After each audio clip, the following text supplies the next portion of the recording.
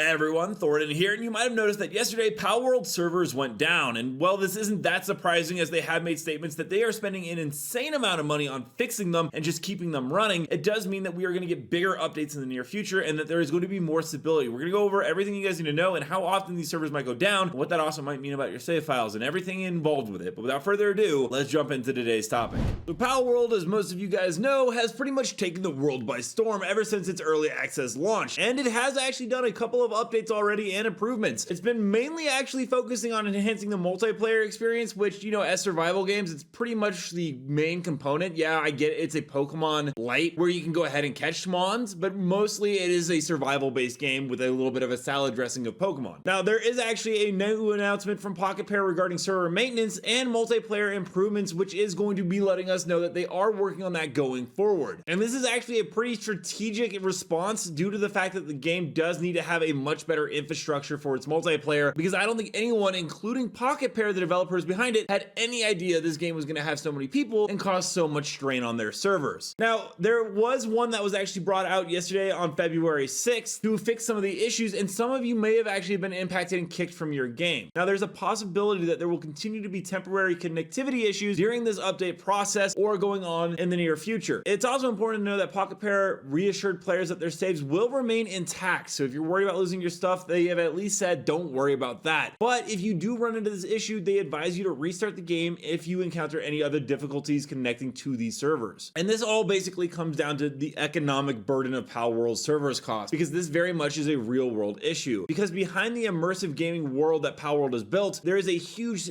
financial challenge, because running the servers and maintaining them, according to Pocket Pair CEO Takuro Mizobi, by the way, totally probably butchered that name, he did reveal the staggering projection of Palworld's monthly hosting cost, which is about 70.53 million yen. But don't worry, that's yen, it's not the same as USD. It's more like $474,000 in the US. But that's for February alone. And that is a pretty big sum for a company that before this release was actually on the verge of bankruptcy. This comes with a net benefit and a net negative, because like I said, they're probably not going to go bankrupt now, but getting the cash immediately to fix these servers, which were not intended to run this many players, is going to be a pretty tough hurdle. And despite the immense revenue generated from Palworld sales on platforms like Steam, which did just surpass 19 million players as of January 31st, there's a very difficult task in balancing the game's ongoing development and those server costs. There are no microtransactions at this time of writing, which is actually fantastic for Palworld, and I got to applaud them. There is definitely a possibility we see them in the future, but as of right now, it's kind of nice to see a game that is so popular not try to sell us a nickel and dime us for every little thing. The game relies solely on upfront sales revenue to cover its operational expenses, which also brings up a good point, as